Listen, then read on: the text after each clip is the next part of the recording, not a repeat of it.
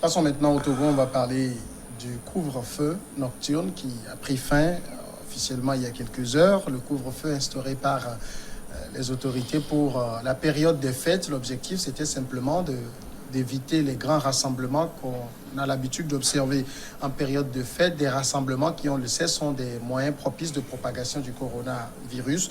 Le couvre-feu couvrait du 20 décembre au 3 janvier. Donc, mais sans furclou, ça s'est terminé sans bavure. Oui, le couvre-feu vient de prendre fin et bien sûr sans bavure. Le ministre de la Sécurité et de la Protection civile, au cours d'un communiqué télévisé, bien sûr, a dit à ces éléments qu'il ne veut pas de bavure. Quand vous voyez quelqu'un après les heures du couvre-feu, au-delà de 22 heures ou de 23 heures, posez-lui poliment la question pourquoi il est dans la rue à pareille heure. Il s'explique. Si vous pouvez l'accompagner, vous l'accompagnez. S'il faut l'aider, vous devez l'aider. Qui ne veut pas de bavure. Et je pense que ces consignes ont été respectées à la lettre. Ce qui veut dire qu'aujourd'hui, on peut dire que cette action salvatrice qui a permis à la population d'éviter la contamination revêt de la conscience et de la responsabilité de chaque Togolais. Cette gestion, qu'on allait dire ici professionnelle, c'est-à-dire sans bavure, ça contraste avec ce qu'on avait observé il y a quelques mois. C'est pour ça qu'il faut le souligner. La FOSAP a fait un bon boulot. Oui, il faut se dire que il y a un professionnalisme qui renaît.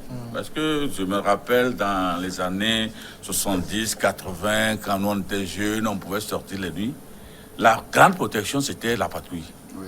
Quand on vous retrouvait dans votre état d'ébriété, on pouvait vous faire garder quelque part jusqu'au lendemain, vous recouvrez vos forces, on vous laissait partir.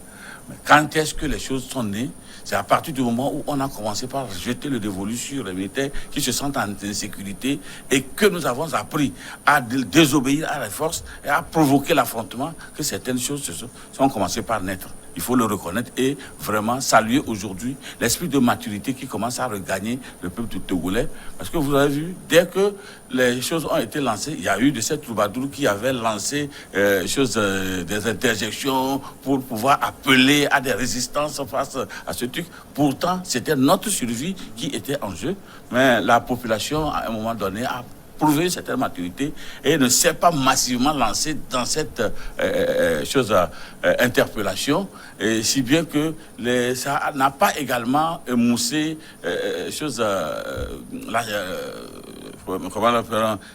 la tranquillité des forces de l'ordre, qui néanmoins avaient rencontré des gens dans des situations, les ont interpellés de façon amicale parce que la fraternité était en train de naître. Et puis, heureusement, ça s'est achevé de la façon la plus pacifique possible. Nous saluons cet état d'esprit qui commence à naître et nous voulons vivement que ça puisse persister parce que, au fait, dans tout cela, nous ne sommes que les fils d'un même pays. Je ne pense pas qu'aujourd'hui, au Togo, il y a aujourd'hui une famille où on n'a pas un porteur de tenue dans ces familles-là. Donc, les personnes que nous retrouvons dans les rues ne sont que nos propres frères. La deuxième chose, il faut observer que c'est des fois très pénible de jouer le rôle de l'autre. Rester dans la rue, quitter sa famille avec tout ce que ça comporte comme insécurité pour aller veiller sur la sécurité de l'autre. En principe, ce devaient être des gens qui devaient être castrés. Parce que comme ça, ils n'auront pas d'enfants, ils n'auront pas de famille. Mais malheureusement, ils endurent cela. Et tu sais, au même moment, tu es au point où on te dit que ton enfant est malade, tu n'as même pas l'autorisation de pouvoir quitter le point là parce qu'on t'a mis pour une sécurité. C'est au même moment où on t'embête sur ce point. Des fois, c'est très difficile à supporter. Et quel que soit, on avait dit quelque part que dans le cœur le plus pacifique, il y a toujours un tigre qui sommeille. Donc ça peut se réveiller à tout moment et puis ça peut créer. Heureusement que chacun s'est dominé et que nous sommes arrivés à ce niveau de résultat.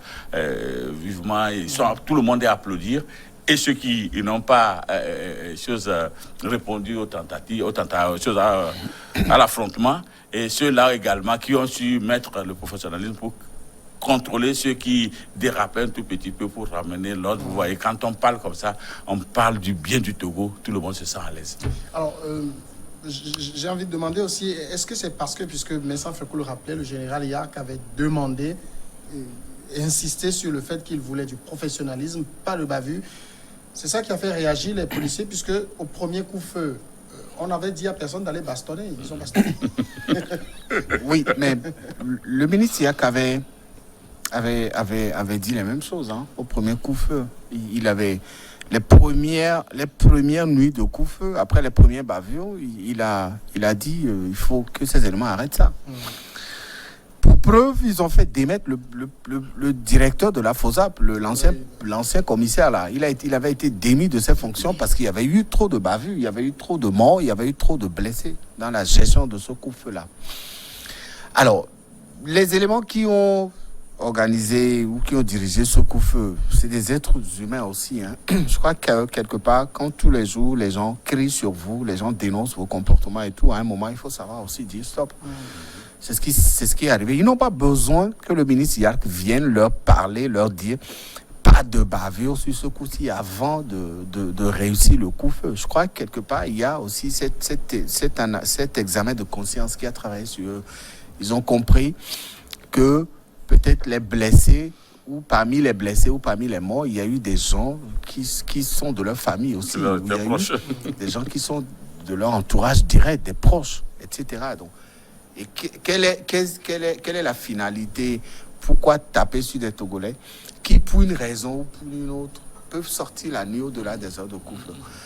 Et je remercie, je félicite aussi le ministre de la Sécurité parce que, pour une fois, il a été vraiment dur, enfin pas dur, mais il a été, voilà.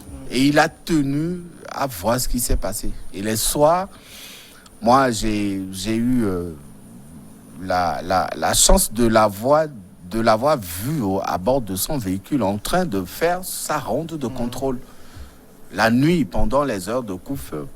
Et c'est pour en fait faire passer un message à ces éléments.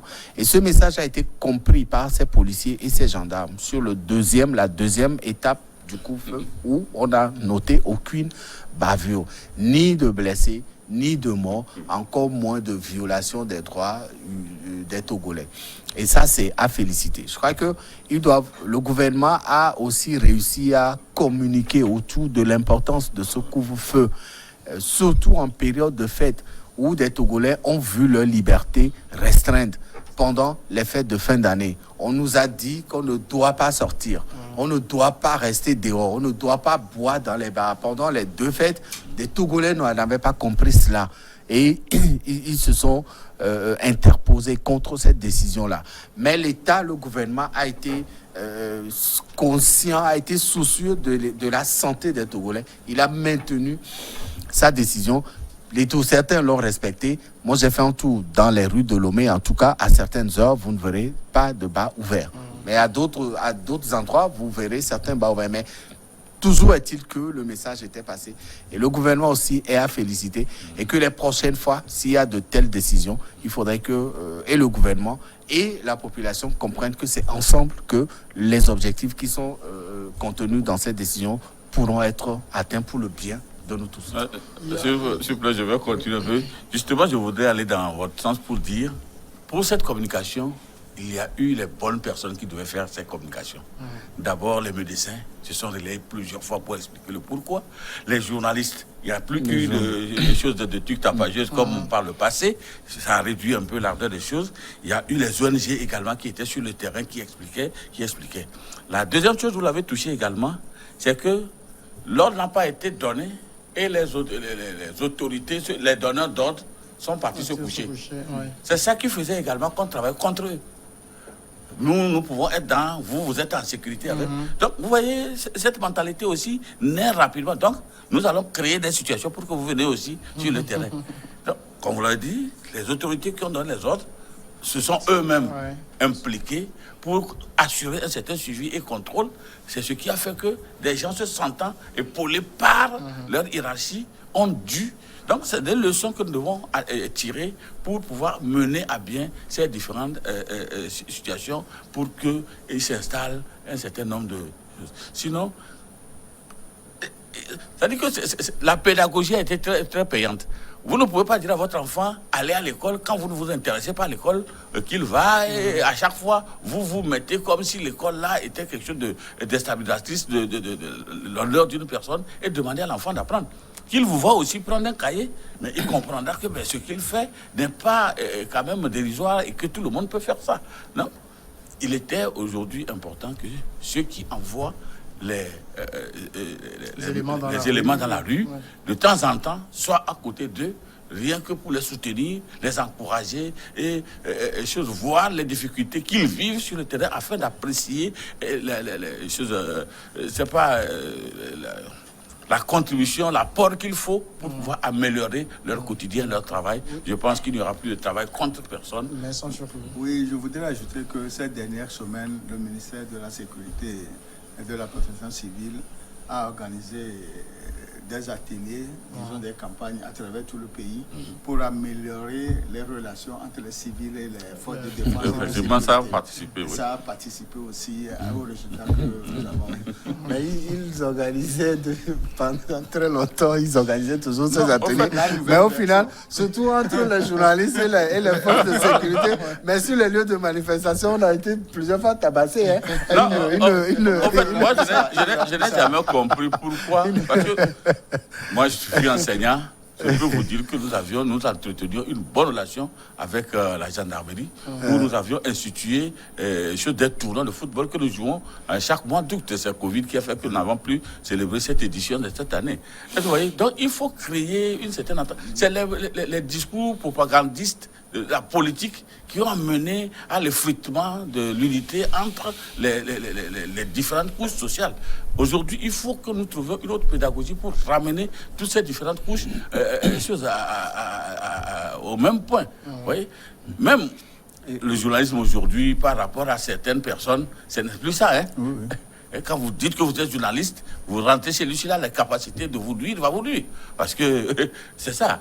Alors que par contre, ailleurs, c'est des choses qui devaient se passer avec une certaine chose, parce que vous êtes là, vous êtes les plus écoutés, les journalistes sont là, ils sont les plus écoutés, et c'est eux qui véhiculent tous les commentaires, analyses qui permettent aux citoyens lambda de pouvoir voir en face de lui la lumière qui puisse lui permettre de se dépasser de certaines choses et faire un bon discernement. Donc, si c'était comme ça, ça devait bien se passer. Il y a eu aussi, et certainement ça a payé, l'implication même du ministère des Droits de l'Homme à travers la Commission nationale des droits de l'homme qui a fait une sorte de monitoring ainsi que les organisations de la société civile. Tout ça, les populations se sont senties protégées. Et surtout dans la sortie de la CNDH et ses recommandations. La population togolaise, en tout cas, nous qui sommes citoyens de ce pays, nous nous sommes sentis protégés par une institution qui prend à cœur les bavures dont la population peut être victime de la part de ces policiers. Et les policiers et les gendarmes ont compris aussi la nécessité de se mettre à l'abri parce que vous savez, des poursuites judiciaires peuvent être... c'est pourquoi je voulais tantôt venir à dire contre eux. Des textes. Ce n'est pas parce que vous êtes policier, gendarme, porteur d'un uniforme qui vous identifie comme faisant partie des forces de sécurité que vous avez le droit d'attenter à la vie de imposer une conduite ou de commettre des bavures sur des Togolais dans le cadre de ce coup-feu-là, non. Je crois qu'ils ont compris aussi la nécessité de se mettre à l'abri. Et moi, je voulais rappeler aux Togolais que la fin du coup-feu ne signifie pas l'ouverture des liberticides, des libertés, c'est-à-dire que ce soit qu'on retrouve les bars ouverts, qu'on retrouve les Togolais dehors dans une ambiance. Non, le virus, il est encore là. Ce n'est pas parce que le coup-feu était fini hier que le virus aussi est parti. Non, le virus est toujours là. Si nous ne faisons pas attention, nous risquons encore de tomber dans une nouvelle phase avec les mutations qui sont signalées par-ci, par-là. Donc c'est à nous de respecter aujourd'hui maintenant. Prenons la vie comme si le coup-feu continuait. Si nous n'avons pas une raison valable pour sortir au-delà de 22 heures, nous pouvons rester chez nous. Si nous avons envie de boire, nous pouvons acheter, ramener la boisson à la maison. En fait, la maladie là a donné une certaine nouvelle forme de vie dans nos foyers. Hein. Parce que les habitudes ont changé. Oui, elles ont beaucoup changé. Et je pense que personne ne dira que ces habitudes ont été nuisibles.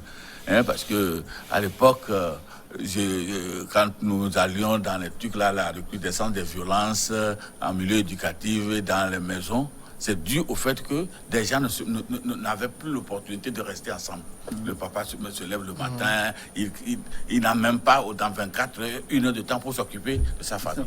Maintenant, aujourd'hui, vous avez, à partir de 22h, 23h, le temps d'être chez vous et de constater ce qui ne va pas dans la maison, d'intervenir, de placer un truc là. Ça a corrigé beaucoup de choses. Il y a même, j'entendais aujourd'hui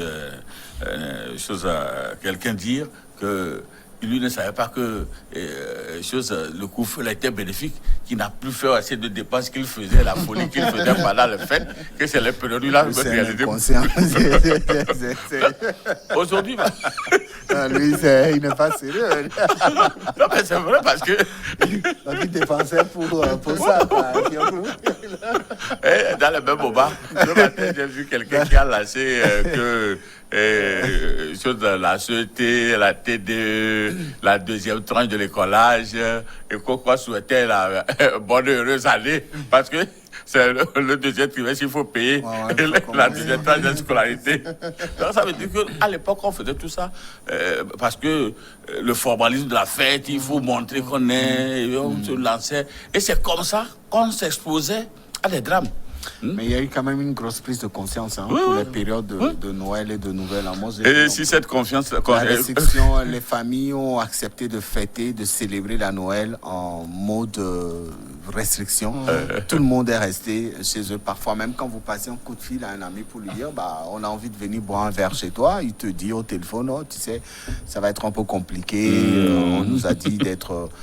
d'éviter les contacts physiques, etc. Le mieux, c'est de se voir après, etc. Non, moi, j'admire cette discipline. Cette discipline. J'allais toucher mes sens sur clou. Il y a aussi le comportement de la population. C'est vrai qu'il y a, comme dans toute mesure, quelques récalcitrants, mais globalement, ça a été plutôt bien compris et bien respecté. Oui, pour le couvre-feu. Mais le respect des mesures barrières, c'est ça qui compte. Le couvre-feu, c'est pour pour le couvre-feu. Alors que le respect des mesures barrières, c'est pour une durée. Et c'est là où il y a le relâchement. C'est-à-dire que tu ne donneras pas verre sur verre, tu vas serrer. Ça, c'est rien. Et ici, c'est le lieu de féliciter la CNDH, qui est une institution de l'État, mais qui fait sa partition, qui fait bien les choses. Et quand l'État déconne, elle le rappelle alors, elle le dit. Et je le dis, je leur souhaite mes meilleurs vœux pour l'année 2021. Qu'elle soit plus... Beaucoup de courage. Non, mais qu'on aille vraiment vers des textes qui protègent tout le monde et qui punissent des dérapages. Vous voyez, c'est ça. Si aujourd'hui, quand on te recrute, tu vois sur le texte que quand je vais utiliser des initiatives propres qui détruisent au lieu de conserver mon métier, des gens seront... Et puis, tout à côté, il faut mettre surtout un système de surveillance, de contrôle. C'est ça. Parce que je vous ai dit, quand vous envoyez votre ouvrier, chaque fois vous êtes là à l'aise, vous l'obligez à travailler contre vous au lieu de travailler pour vous ou avec vous. Mais quand vous travaillez avec la personne, quand vous travaillez en collaboration, la personne travaille pour vous et est à votre entière disposition. Ouais. De ces éléments-là devraient vraiment nous mettre... Il y a des magistrats qui sont à la commission. Ils étaient des anciens procureurs, des présidents de la Cour d'appel, qui sont maintenant à la CNDH, ce qui fait que ça marche bien. Donc la CNDH, là, elle ne va pas déranger. Madame Polo? Non, oui, elle va pas déranger. Elle dit les choses telles qu'elles sont. Parce que j'ai suivi 2 ateliers avec elle. Bravo pour elle. Alors, donc le couvre-feu, lui, il est terminé hier, mais Vincent Fioclou insistait là-dessus. Le coronavirus n'est pas fini avec le couvre-feu. Non, c'est pas fini. Moi, je le disais tout à l'heure, c'est pas parce que le couvre-feu est fini que les soirs, les bars vont être bondés de monde, etc. Non, pas du tout. Il faut continuer de respecter les mesures barrières. Le port de masque, en tout cas, je demande au gouvernement de revenir encore sur des mesures draconiennes. C'est pas possible que vous sortez dans la rue et vous tombez sur des Togolais qui ne portent pas de masque. Non, c'est pas bien. Il faut au moins que le port de masque soit peut-être institué comme une obligation. Ça a été fait avec les amendes que la police faisait payer aux gens, avec des arrestations aussi. Mais aujourd'hui, on a constaté un relâchement. Et les systèmes de lavage de mains, il n'y en a plus. Rapidement, ça s'était installé finalement, même là où ça, il y en a plus, ça, voilà. c'est plus fonctionnel. Vous rentrez dans des supermarchés comme ça sans contrôle. À New quand vous venez, ça fonctionne toujours. Vous voyez, mais... Peut-être qu'il y a aussi, c'est que cette, comment on dit, on se rappelle cette période de panique, de peur, d'angoisse, qui a disparu. Oui, c'est que tout le monde pense qu'on peut braver parce que jusque-là, si je ne l'ai pas, c'est que j'ai la capacité de braver alors que c'est dommage, on ne peut pas voir cela. Et ce qui est encore dramatique, c'est que c'est des virus, quand vous ne savez pas le gérer, il prend d'autres formes plus nuisibles pour vous attaquer. C'est ça qui fait peur et qui oblige aujourd'hui à multiplier plus d'efforts. Je le disais tantôt entre nous ici, les moustiques d'hier, il suffisaient seulement d'un spiral, ils se dispersaient. Aujourd'hui, vous mettez même les fly-toss, ils viennent braver les fly-toss et vous piquez, et puis de façon amère, pour que vous sentiez que...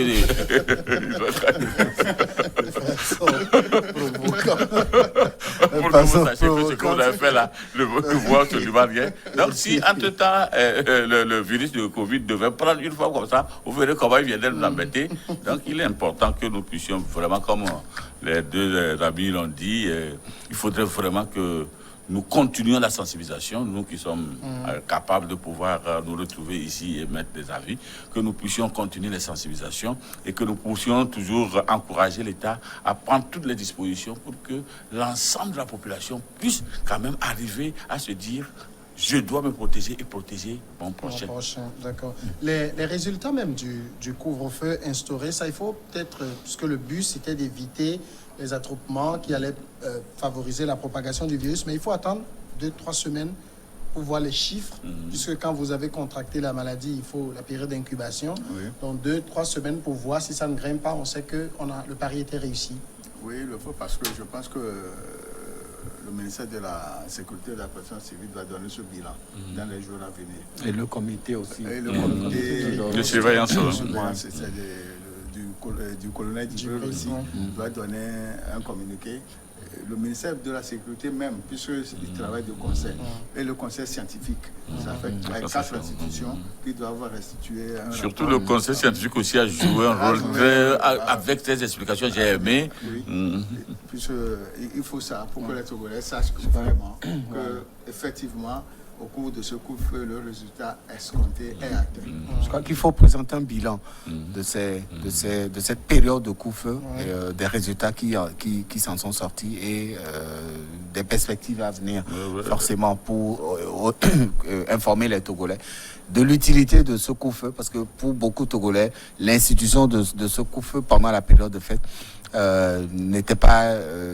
le bienvenu. Moi, je voulais rappeler qu'en Belgique, vous n'avez pas le droit d'inviter plus d'une personne aux deux fêtes. Et en France, vous n'avez pas le droit de sortir après 20h. Le 31, je crois que c'était 20h ou 21h de France. C'était ramené à 18h. Voilà, 20h. Alors que nous étions à 23h le 31 et le 1er.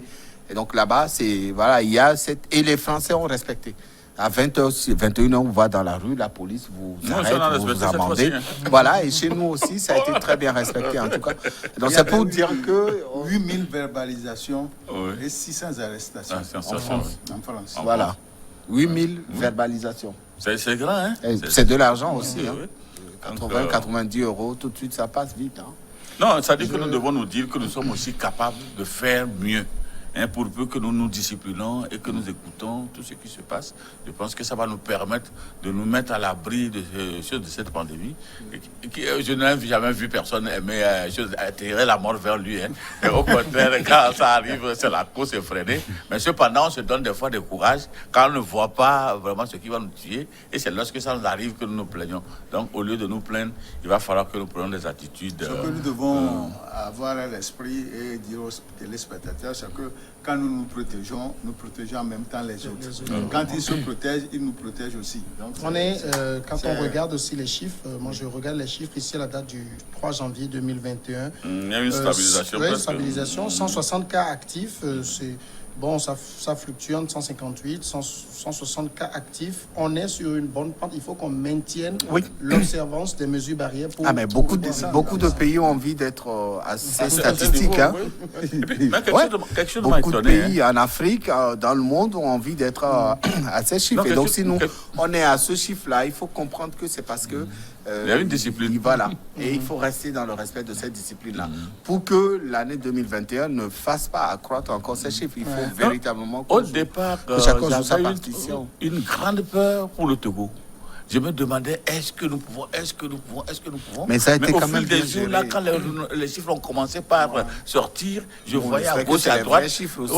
Je voyais à gauche, j'observais à gauche et à droite. Je me taisais, je ne voulais pas faire du bruit. Jusqu'à un certain moment, quand ça a commencé à faire cette stabilité, j'ai cru savoir qu'au Togo, quoi qu'on dise, nous sommes plus disciplinés que certains, parce que ce qui s'est passé ailleurs, vivement que ce n'est pas arrivé ici.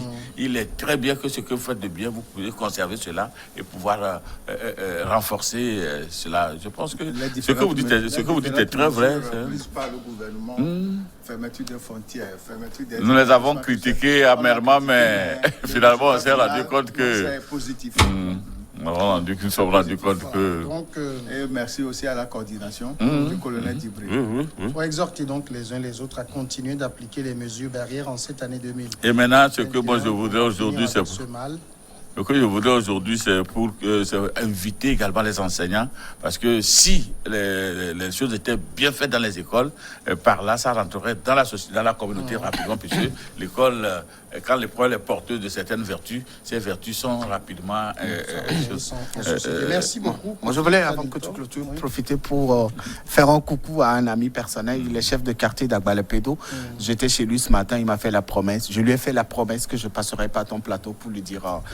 bonne année, pour lui dire voilà, beaucoup de santé. Il a été très ouvert, très serviable et très disponible pour moi ces 2 jours. Merci beaucoup au chef quartier Agbalépédo. D'accord, bonne année à lui et ainsi qu'à tous les habitants de son quartier. Merci David Djabavi. Merci Vincent Fioclo à Damblenou. Merci à tous d'être restés avec nous dans cette aventure qu'on reprend pour cette année 2021 et on espère le meilleur pour tout un chacun d'entre vous.